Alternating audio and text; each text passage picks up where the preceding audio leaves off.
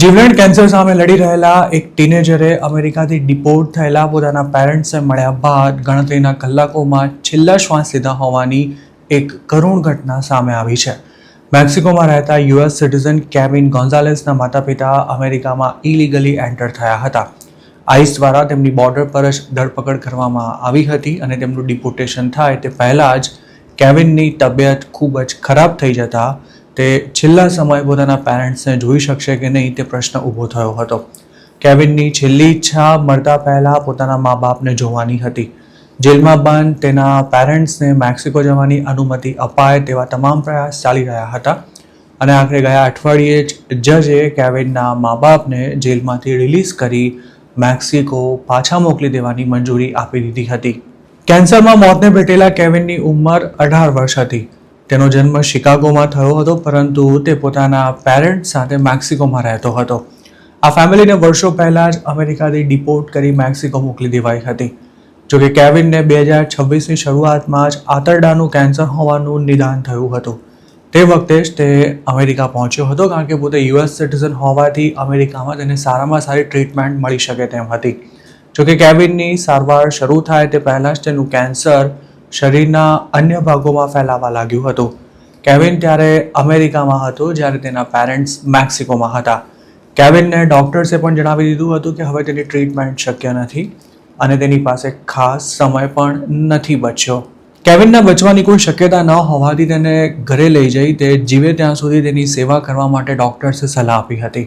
જોકે તેના માટે મેક્સિકો પાછા જવું ખૂબ જ મુશ્કેલ હતું. તે દરમિયાન કેન્સર સામે ઝઝૂમી રહેલા કેવિનને મળવા અને તેની સંભાળ લેવા માટે મેક્સિકોમાં રહેતા તેના પેરેન્ટ્સે ઇલીગલી બોર્ડર ક્રોસ કરી અમેરિકામાં દાખલ થવાનો પ્રયાસ કર્યો હતો પણ તેઓ એરિઝોના બોર્ડર પર પકડાઈ જતા તેમને જેલ ભેગા કરી દેવાયા હતા. પેરેન્ટ્સ જેલમાં પહોંચી જતા કેવિન ગમે તેમ કરીને અમેરિકા છોડી મેક્સિકો પહોંચી ગયો હતો જ્યાં તેના દાદી તેની સંભાળ લઈ રહ્યા હતા. અમેરિકાના કાયદા પ્રમાણે કેવિનના પેરેન્ટ્સે ડિપોર્ટેશન બાદ પણ ઇલીગલ એન્ટ્રી કરી હોવાથી ફેડરલ લો અનુસાર તેમને જેલની સજા થાય તેમ હતું. આવા ઘણા કેસમાં તાજેતરમાં જ કેટલાક ઇમિગ્રન્ટ્સને 1 થી 3 વર્ષ સુધીની સજા કરવામાં પણ આવી છે. જોકે કેવિનના પેરેન્ટ્સે આટલો સમય જેલમાં રહેવાનો વારો આવે તો તેના માટે છેલ્લી ઘડીઓમાં જ મા બાપને મળવાનું અશક્ય બની જાય તેમ હતું. આ દરમિયાન આઈસ દ્વારા અરેસ્ટ કરી લેવાયેલા તેના પેરેન્ટ્સનો છૂટવાનો મેળ ન પડી રહ્યો હોવાથી આ કેન્સરગ્રસ્ત યુવકે જાહેર અપીલ કરી પોતાના પેરેન્ટ્સને રિલીઝ કરી દેવા અમેરિકાની સરકારને વિનંતી કરી હતી. DHSએ આ કેસ અંગે જણાવ્યું હતું કે કેવિનની માતા બોર્ડર પરથી પકડાઈ તે પહેલાં તેમણે 2 વાર ઇલીગલ ક્રોસિંગ માટે પ્રયાસ કર્યા હતા અને કેવિનના પિતા પણ તેમની સાથે જ હતા. કેવિનની દાદીનું માનીએ તો તેના પેરેન્ટ્સે માનવતાના ધોરણે અમેરિકામાં રહેવાની મંજૂરી માંગી હતી પરંતુ તેના માટે ઇનકાર કરી દેવાયો હતો. જોકે DHSનું એવું કહેવું છે કે તેના પેરેન્ટ્સે હ્યુમેનિટેરિયન પેરોલ નહીં પણ વિઝિટર વિઝા માટે એપ્લિકેશન કરી હતી પરંતુ તેઓ ગેરકાયદે રીતે અમેરિકા આવ્યા હોવાથી તેમજ 1 થી વધુ વાર ઇલીગલ ક્રોસિંગ કર્યું હોવાને કારણે તેમના વિઝા નકારી દેવાયા હતા. ગુરુવારે અમેરિકાની ફેડરલ કોર્ટમાં કેવિનના પેરેન્ટ્સની પિટિશન પર હિયરિંગ થઈ ત્યારે જજ પણ ઇમોશનલ થઈ ગયા હતા.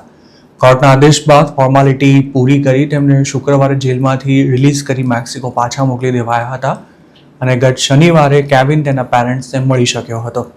પોતાની મમ્મીને ભેટીને આ છોકરો રડી પડ્યો હતો અને જાણે પોતાની છેલ્લી ઈચ્છા પૂરી થઈ ગઈ હોય તેમ તે નિશ્ચિંત બની ગયો હતો અને રવિવારે બપોરે પોતાના પેરેન્ટ્સની હાજરીમાં જ કેવિને અંતિમ શ્વાસ લીધા હતા. દીકરાની વિદાય બાદ તેના પેરેન્ટ્સે મીડિયા સાથે વાત કરતાં જણાવ્યું હતું કે સાવ નાની ઉંમરમાં જ તેમના દીકરાએ કેન્સર સામે અદ્ભુત લડત આપી હતી અને છેલ્લા શ્વાસ સુધી તે હિંમત નહોતો હાર્યો.